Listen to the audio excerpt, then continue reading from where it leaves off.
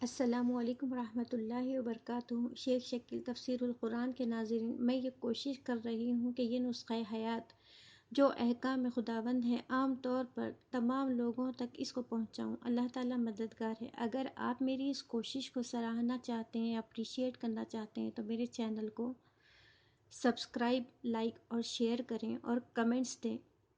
اللہ تعالیٰ ہم سب کو عمل کی توفیق عطا فرمائے۔ یہ تفسیر ابن کثیر تمام مفسرین اس بات پر متفق ہیں کہ سب سے زیادہ قرآن کریم کو بطریق سلف صالحین سمجھانے والی تفسیر ابن کثیر ہی ہے، اور اس کے بعد تمام عربی اور اردو تفاسیر اسی سے ماخوذ ہیں۔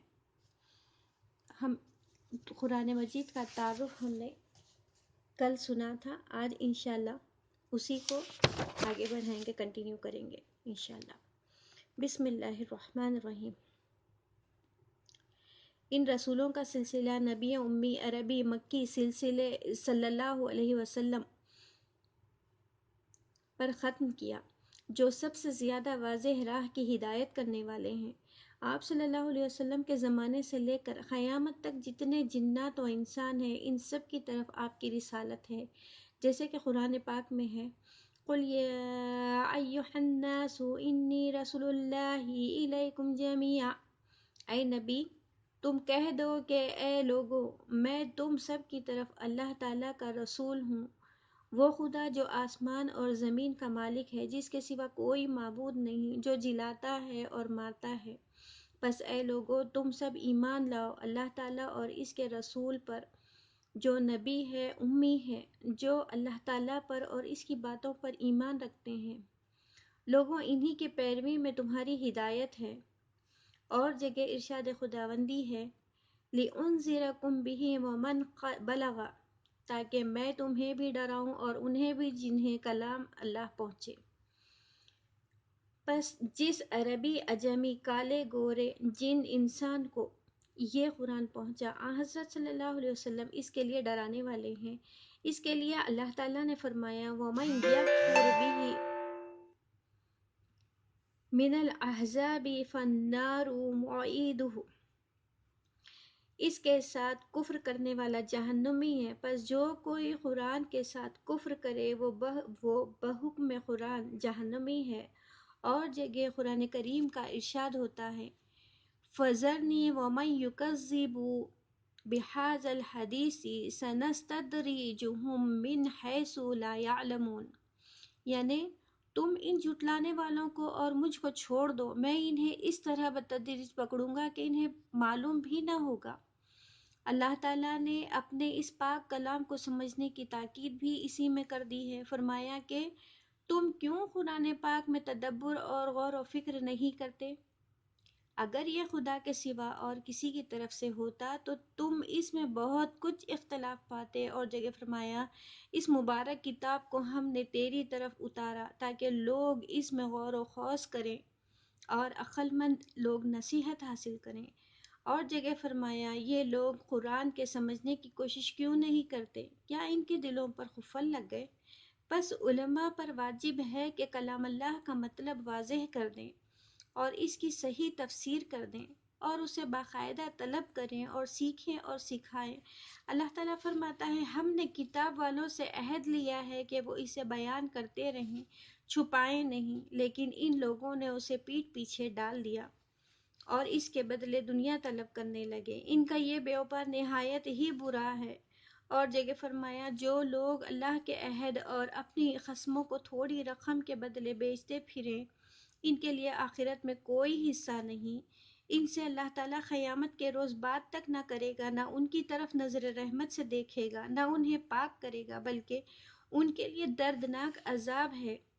پس جو لوگ ہم سے پہلے کتاب دیے گئے تھے اور انہوں نے اس سے منہ موڑ لیا اور دنیا کے حاصل کرنے اور اس کے اکٹھا کرنے میں مشغول ہو گئے اور اللہ تعالیٰ کی منع کی ہوئی چیزوں کے پیچھے پڑ گئے، اللہ کی پاک کتاب کو چھوڑ دیا، پروردگار نے ان کی مذمت بیان کی۔ مسلمانوں کو چاہیے کہ وہ ایسا نہ کریں جو مذمت کا سبب بنے، بلکہ انہیں چاہیے کہ احکام خداوندی کی تعمیل میں بدل و جاں لگے رہیں اور قرآن پاک کے سیکھنے اور سکھانے سمجھانے میں مشغول رہا کریں۔ اللہ تعالیٰ فرماتا ہے کیا اب تک وہ وقت نہیں آیا کہ مسلمانوں کے دل اللہ تعالیٰ کے ذکر سے اور جو ان کی طرف حق آیا ہے ان سے ان کے دل کانپ اٹھیں اور ان کی طرح نہ ہو جائیں جنہیں ان سے پہلے کتاب دی گئی، لیکن کچھ زمانہ گزرتے ہی ان کے دل سخت ہو گئے اور اکثر لوگ نافرمان ہو گئے۔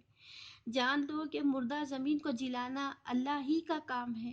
ہم نے تو تمہاری سمجھ بوجھ کے لیے اپنی آیتیں بیان کر دیں۔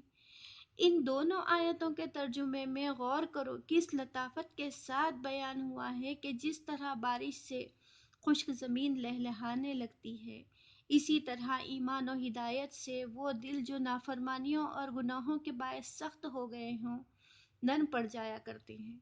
اللہ تعالیٰ بزرگ و برتر جواد و سخی سے قبولیت کی امید پر ہم بھی دعا کرتے ہیں کہ وہ مالک ہمارے دلوں کو بھی نرم کر دے، آمین۔ رسول اللہ صلی اللہ علیہ وسلم نے جب حضرت معاذ رضی اللہ عنہ کو یمن کی جانب بھیجا تو دریافت کیا کہ حکم کس طرح دو گے؟ انہوں نے جواب دیا، کتاب اللہ سے۔ فرمایا اگر اس میں نہ پاؤ تو کہا سنت رسول اللہ سے۔ کہا اگر اس میں نہ پاؤ تو کہا اب اجتہاد کروں گا۔ حضور صلی اللہ علیہ وسلم نے یہ جواب سن کر ان کے سینے پر ہاتھ رکھ کر فرمایا، خدا کا شکر ہے کہ اس نے اپنے نبی کے قاصد کو اس چیز کی توفیق دی جو اس کے نبی صلی اللہ علیہ وسلم کو پسند ہے۔ یہ حدیث مسند میں بھی ہے اور سنن میں بھی، اور سنت بھی اس کی بہت عمدہ ہے، جیسا کہ اپنی جگہ اس کا ثبوت موجود ہے۔ اس بنا پر جب کسی آیت کی تفسیر قرآن و حدیث دونوں میں نہ ملے تو اقوال صحابہ رضی اللہ عنہما کی طرف رجوع کرنا چاہیے۔ وہ تفسیر قرآن کو بہت زیادہ جانتے تھے، اس لیے کہ جو قرینے اور احوال اس وقت تھے ان کا علم انہی کو ہو سکتا ہے، وہ اس وقت موجود اور حاضر تھے۔ علاوہ ازیں کامل سمجھ بوجھ، صحیح علم اور نیک عمل انہیں حاصل تھا۔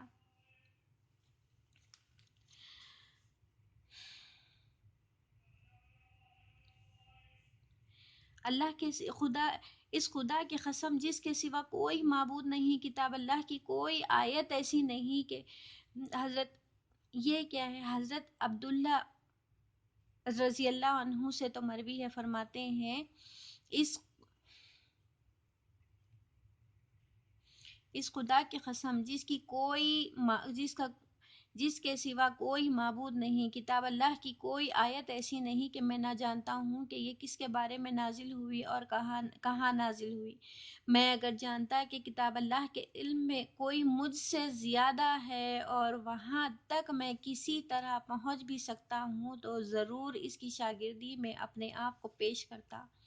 آپ یہ بھی فرماتے ہیں کہ ہم میں سے ہر شخص جب تک، یہ صحابہ کا کہنا ہے، یہ صحابہ کی روایت ہے کہ ہم میں سے ہر شخص جب تک 10 آیتوں کا پورا مطلب نہ جان لیتا اور ان پر عمل نہ کر لیتا 11ویں آیت نہیں پڑھتا تھا۔ حضرت عبد الرحمن سلمہ تابعی رحمۃ اللہ علیہ فرماتے ہیں کہ ہم نے جن سے قرآن سیکھا وہ ہم سے فرمایا کرتے تھے کہ ہم نے رسول اللہ صلی اللہ علیہ وسلم سے پڑھا، جب تک ہم 10 آیتوں کا علم و عمل حضور صلی اللہ علیہ وسلم سے نہ سیکھ لیتے آگے نہیں بڑھتے تھے۔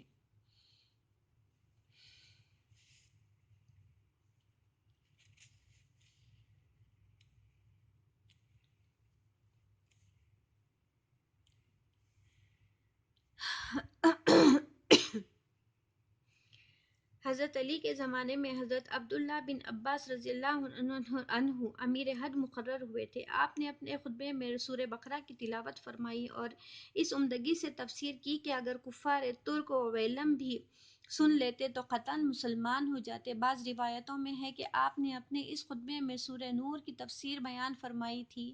یہی وجہ ہے کہ اسماعیل بن عبد الرحمن صدی کبیر اپنی تفسیر میں انہی دونوں بزرگوں کی اکثر تفسیر نقل کیا کرتے ہیں، لیکن کبھی کبھی اہل کتاب سے یہ بزرگ جو روایت لے لیا کرتے ہیں اسے بھی وہ بیان کر دیتے ہیں۔ بنی اسرائیل میں سے بھی روایت لینے میں کوئی حرج نہیں، مجھ پر خست جھوٹ بولنے والا قطعاً جہنمی ہے۔ یہ بیان پیارے نبی رسول اللہ صلی اللہ علیہ وسلم کا ہے کہ ہم قرآن مجید سے پہلے جو آسمانی کتابیں اتاری گئیں، زبور جیسے کہ زبور ہے، توریت ہے اور انجیل ہے، ان میں سے بھی کچھ روایتیں لی جاتی ہیں، لیکن سرکار پر جھوٹ باندھنا، نبی کریم صلی اللہ علیہ وسلم پر جھوٹ باندھنا بہت بڑا جرم ہے، بہت بڑا گناہ ہے جس کی معافی نہیں ہے۔ ان سے مسائل تو ثابت ہوتے ہیں ان روایتوں سے، لیکن روایات بنی اسرائیل تین قسم پر ہیں۔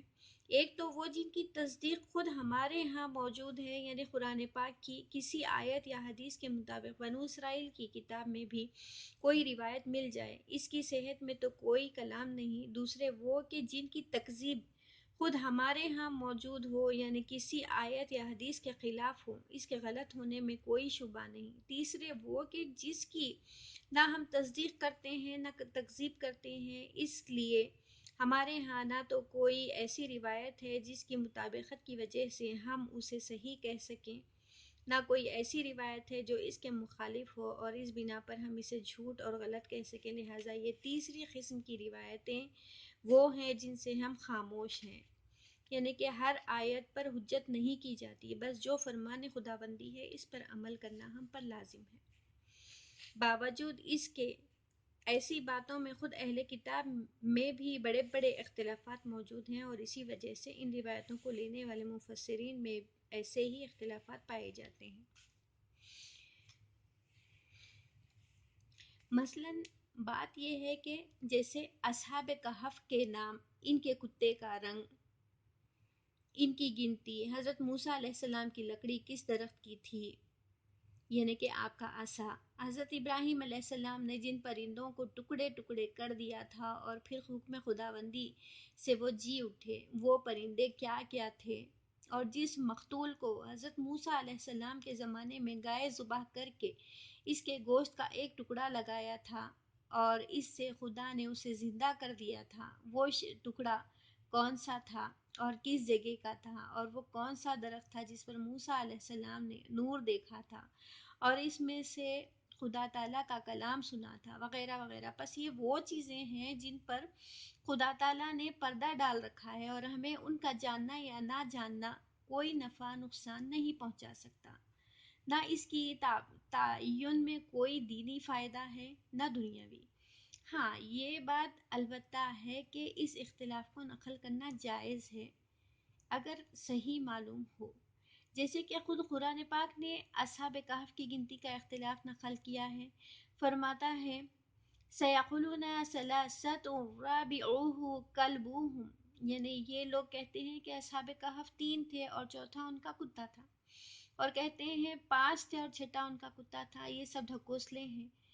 یہ اور بھی کہتے ہیں کہ وہ 7 تھے اور 8واں ان کا کتا تھا۔ اے نبی، تم کہہ دو کہ ان کی گنتی کو میرا رب ہی بخوبی جانتا ہے، تم ان سے اس بارے میں صرف سرسری گفتگو کرو اور اس کے بارے میں ان سے نہ پوچھو۔ اس آیت نے بتلا دیا کہ ہمیں ایسے مقام میں کیا کرنا چاہیے۔ اللہ تعالیٰ نے یہاں 3 قول بیان فرمائے ہیں، 2 کو تو ضعیف قرار دیا اور تیسرے پر ضعف کا حکم نہیں لگایا۔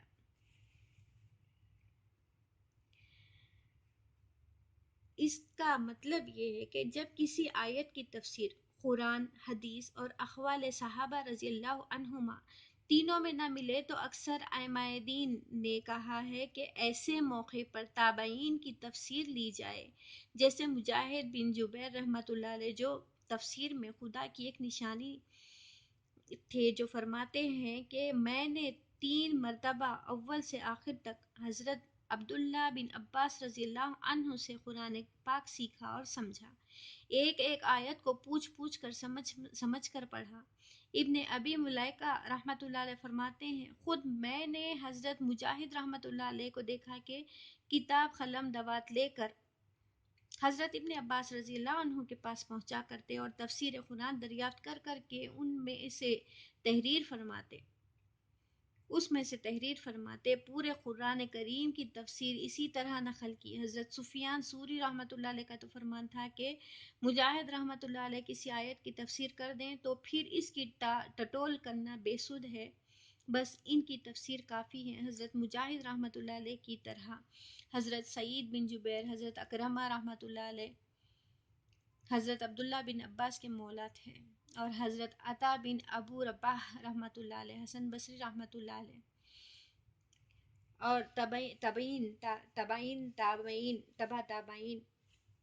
کے بعد والوں کی تفسیر معتبر مانی جائے گی۔ کبھی ایسا بھی ہوتا ہے کہ کسی آیت کی تفسیر میں ان بزرگوں کے اقوال جب ذکر کیے جاتے ہیں اور ان کے الفاظ میں بظاہر اختلاف نظر آتا ہے تو بے علم لوگ اسے معنوی اختلاف سمجھ کر کہہ بیٹھتے ہیں کہ اس آیت کی تفسیر میں اختلاف ہے، حالانکہ حقیقتاً ایسا نہیں ہوتا، بلکہ کسی نے ایک چیز کی تعبیر اس کے لازم سے کی، کسی نے اس کی نظیر یعنی کہ مثال سے، کسی نے خود اس چیز کو ہی بیان کر دیا۔ بس ان صورتوں میں گو الفاظ میں اختلاف ہو لیکن معنی ایک ہی رہتے ہیں۔ عقل مند کو چاہیے کہ ایسی جگہ لغزش نہ دکھائے۔ واللہ الحادی۔